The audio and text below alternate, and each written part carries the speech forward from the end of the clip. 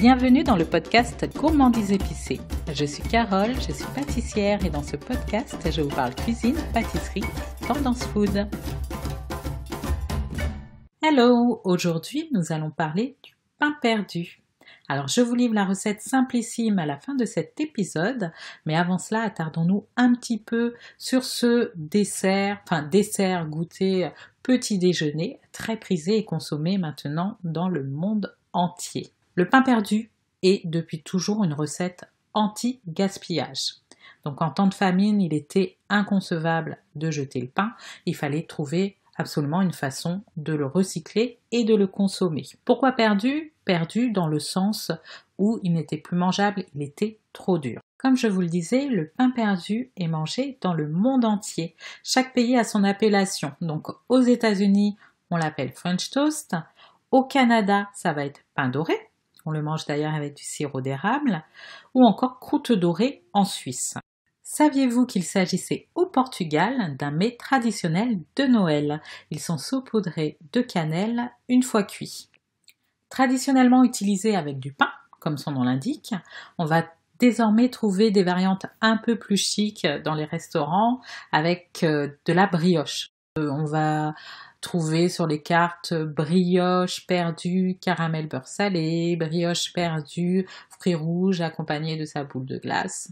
Ça donne l'eau à la bouche, ça n'a pas besoin d'aller au restaurant. La recette est très simple et on peut la faire chez soi pour faire plaisir à toute la famille.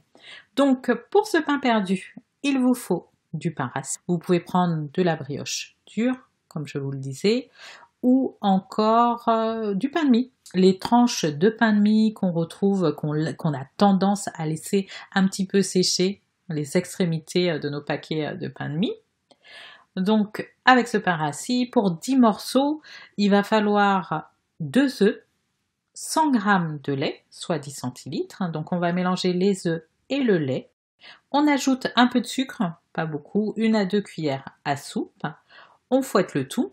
Alors ça c'est la base. Après vous y ajoutez ce que vous souhaitez. Vous pouvez mettre de la vanille, du rhum, de la cannelle, même ajouter de la crème. Par exemple, la chef Hélène Darroze fait un mélange crème-lait.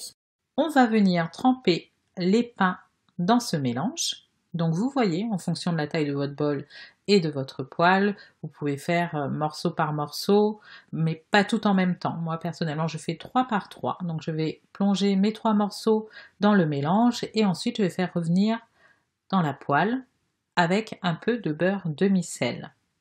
Une fois les 2 côtés cuits, je place le tout sur une assiette. Je mets un petit peu de sucre de canne sur le tout et voilà, ça me suffit. Ce matin, par exemple, nous l'avons consommé avec des fraises, des belles fraises gariguettes qui sont maintenant de saison. Vous pouvez faire avec des fruits, avec un filet de caramel, comme vous le souhaitez. Maintenant, vous avez la base. Vous en savez un petit peu plus sur le pain perdu. J'espère que cet épisode vous a plu. On se retrouve bientôt pour un nouvel épisode. En attendant, je vous invite à aller noter ce podcast sur la plateforme sur laquelle vous l'avez écouté. À bientôt!